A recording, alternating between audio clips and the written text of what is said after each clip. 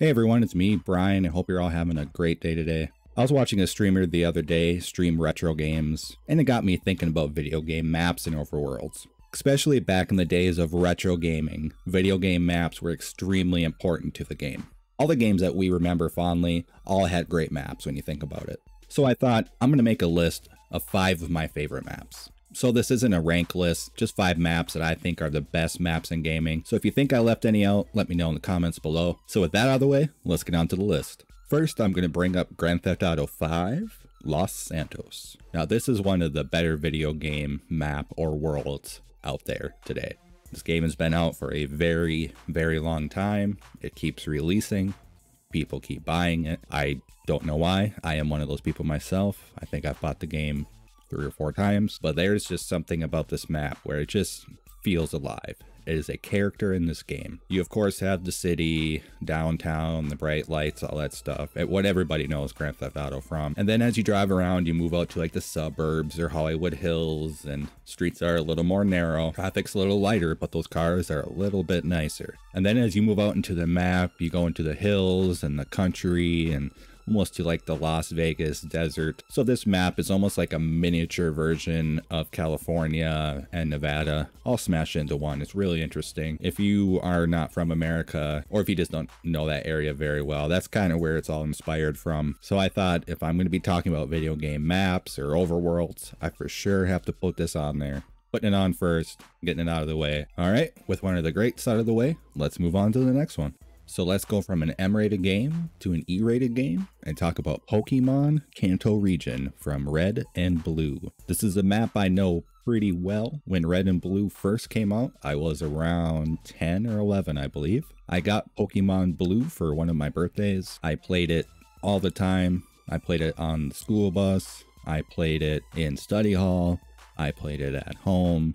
I played it on any car ride we go to the store. I probably went through about $100 worth of batteries a year easily, to much of the joy of my parents, I'm sure. But this was another really good map. Each area had its own distinct feel, and that was helped by each one had its own color palette and music. So even if you weren't playing, if you heard somebody else playing, you kind of knew what part of the map they were on. And that's really where the list idea has come from, is just when you see it or hear it, you know this map. This is one of the best examples of that, I believe, at least for me, because I still know some parts of this game just by music alone. I mean, Lavender Town, just the atmosphere, the music, the color palette in that town is amazing. It's a pretty dark part of the game, but it's one that did stick with me. If you haven't played this original game, go back, play it, probably on Game Boy Color. You can enjoy it a little bit more, but yeah, if you haven't, go back, play Pokemon Red or Blue in the Kanto region. From Pokemon,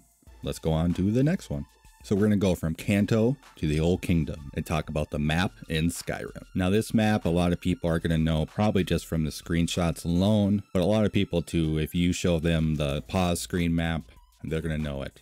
There are so many iconic locations in this game, so many to name. Everybody has their favorite region of this game. I was kind of torn of which Elder Scrolls game to put on this list. I personally really love Morrowind. That's a map to me that's really special. It's just one of the weirder video game maps. It's like an alien world you're walking around, and it's a lot more mysterious as there's no markers to tell you where to go. You just have to memorize the layout of the land to know whether you're going north or south, and remember the directions that you were given from the person that you talk to tell you where you need to go. But for the sake of the list, I did add Skyrim because it is one that almost everybody knows. You show it to people, they know that's the map from Skyrim. They may not know the name, but they know Skyrim's map. All right, let's move on to our next map. Now with the big hitter, Hyrule. I know a lot of you were expecting me to put this first. The list isn't from best to worst, so don't go in the comments and tell me this should have been first. If it made the list, it's one of the better ones. I just put this as a blanket statement of Hyrule, because in each game, Hyrule's a little bit different.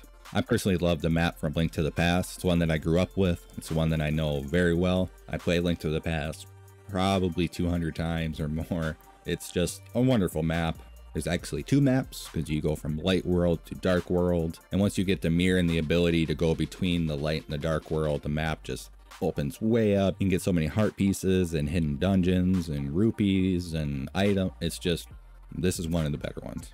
Another really great Zelda map is Ocarina of Time. It was the first 3D Zelda map. It's the one that lots of people know. Each area was just beautifully rendered. Each one, you know where you are. Zora River, Hyrule Castle, the Hyrule Field. When you first see it, just takes your breath away. Even Hylian Lake, which is kind of a small area and a little muddy now. There's just something special about that place. It's my favorite part of the map. I probably played the fishing minigame more than any other minigame in Ocarina of Time. So this part of the map to me is pretty special, even though it's where the water temple is. And then you go on from there to the newer Zelda games. I mean, what do you say about the Breath of the Wild map? It's amazing. It's one of the better open world maps out there. So that's why I just put Hyrule on here.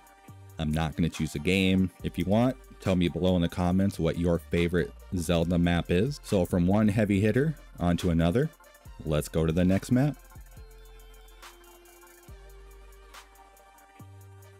We all knew this one was going to make the list, especially after I said another heavy hitter was coming. Of course, it's the Mushroom Kingdom. The original 2D Mario games had some of the best overworld maps, in my opinion.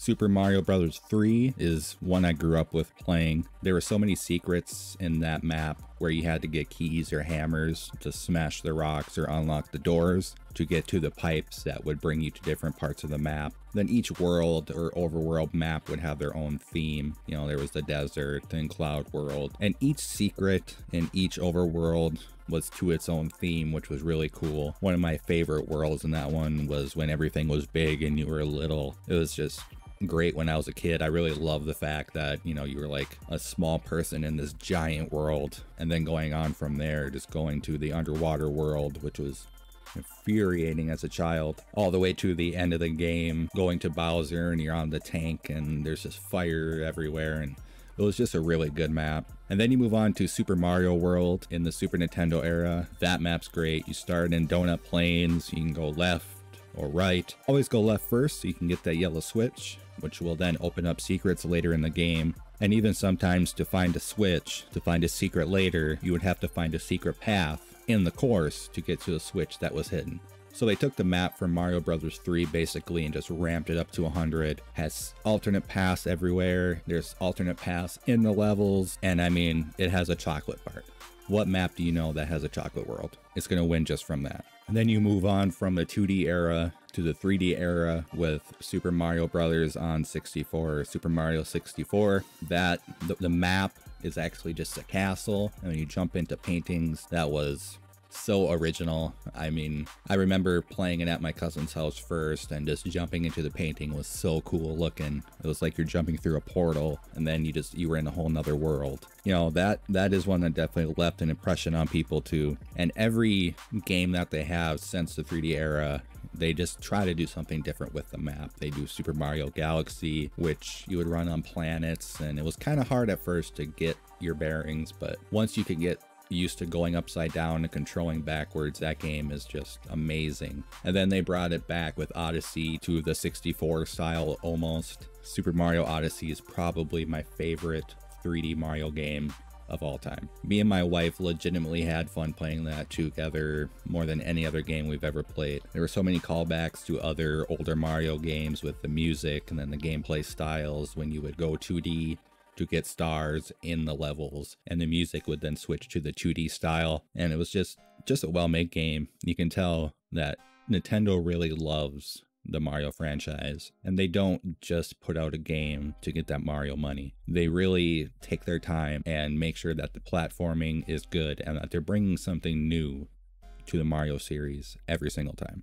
So that is the list. I'm going to stop gushing about video game maps. I could go on probably all day talking about them. Like I said, if you have any favorite maps or overworlds I left out on the list, make sure you put them in the comments down below. And I want to thank everybody for watching the video. I really do appreciate you all watching. I want to say thank you to all the new subscribers and my old subscribers. Without you, the channel would just be me talking to nobody. So once again, thank you. Everybody have a good day. And if you haven't yet, please hit that like button, subscribe, and hit that little bell if you want to be notified. Until next time, take care of yourselves, everybody.